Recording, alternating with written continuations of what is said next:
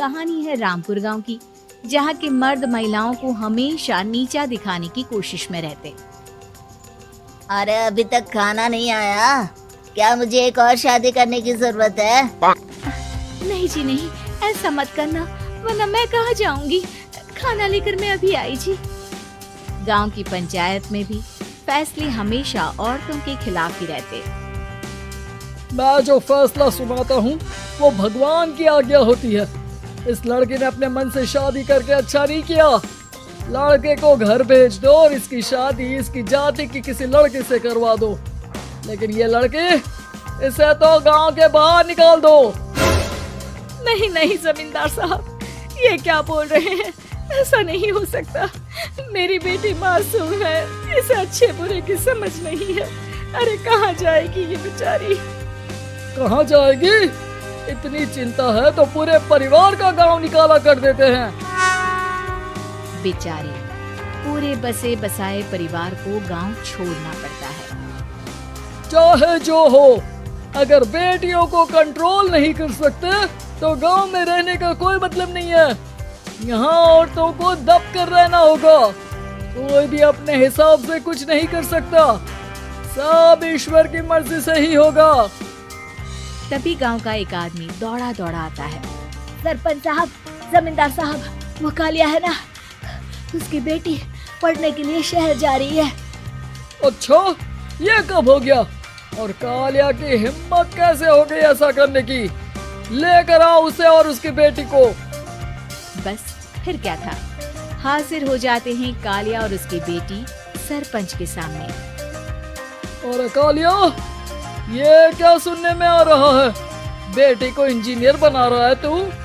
और ये बता, गांव में तो स्कूल नहीं है, फिर कहां से इतनी क्लास पास कर गई तेरी बेटी?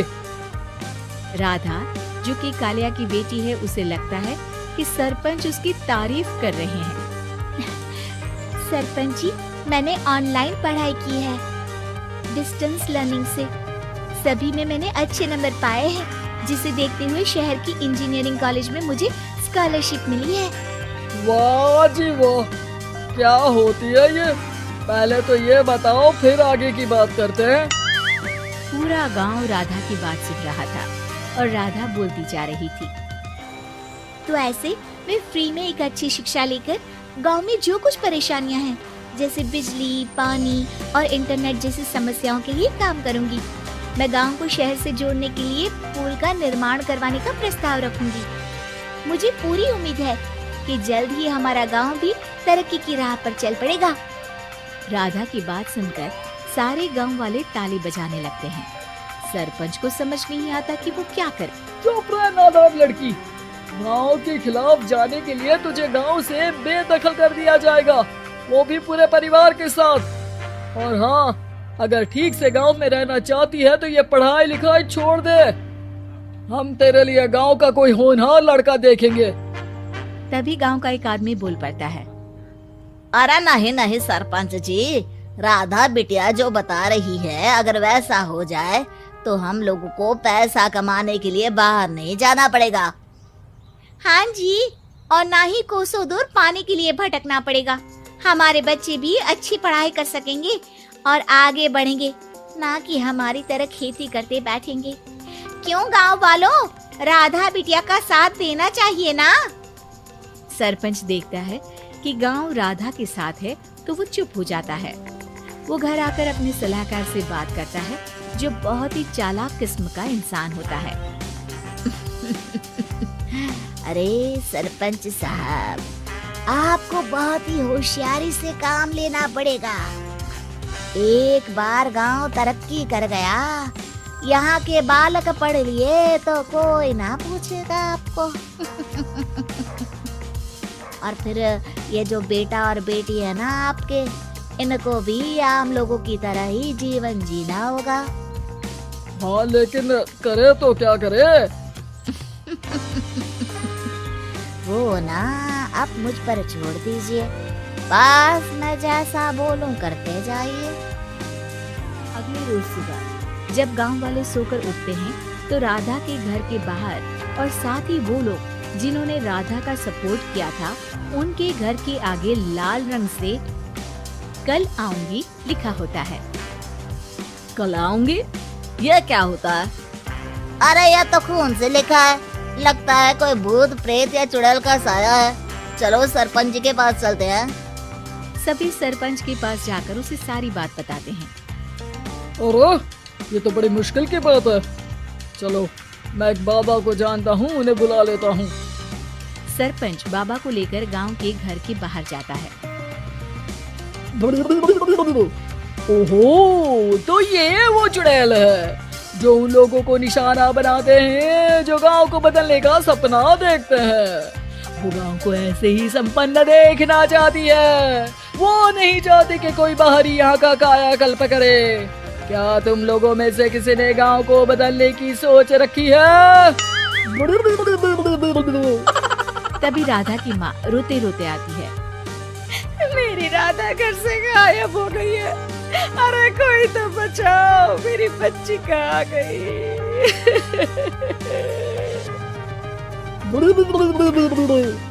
ले गई वो चुड़ैल, तेरी बच्ची को ले गई। अब वो उसे श्रापित करके छोड़ेगी, उस पर चुड़ैल का साया हो जाएगा। तभी बुरी सी हालत में राधा भी वहाँ आ जाती है। उसके बाल चुड़ैल की तरह फैले होते हैं और कपड़ों में खून लगा होता है। सभी राधा को देखकर डर जाते हैं। माँ, पता नहीं मुझे कौन उठा कर ले गया था।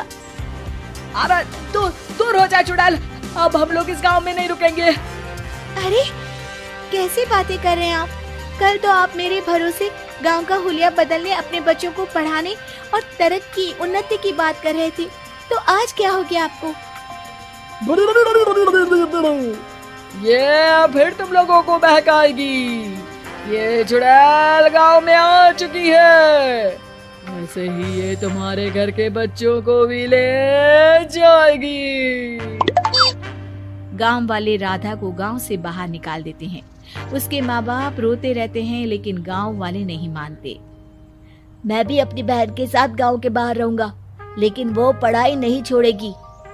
वहीं सरपंच के घर पर सलाहकार कहता है। देखा, सांप भी मर गया और लाठी भी नहीं टूटी। लेकिन अगले ही दिन सरपंच के घर के बाहर भी वही शब्द लिखे होते हैं और फिर सरपंच की बीवी कहती है, हमारी बेटी को किसी ने अगवा कर लिया है। तभी राधा का भाई वहाँ आ जाता है। अरे गांव वालों, मैंने सरपंच जी की बेटी को देखा था। वो चुड़ैल उसे उठाकर ले जा रही थी। अरे क्या मजाक कर रहे हो? नहीं नहीं सरपंच जी, आप नहीं जानते। वो चुड़ैल अब आपकी बेटी में आ जाएगी, जैसे राधा के अंदर आ गई थी। तभी सरपंच की बेटी वैसी ही हालत में वहाँ आती है जैसे राधा आई थी। पापा, पता नहीं कैसे मैं गायब हो गई थी। चुड़ैल, इसके अंदर भी चुड़ैल का साया है, मारो इसे।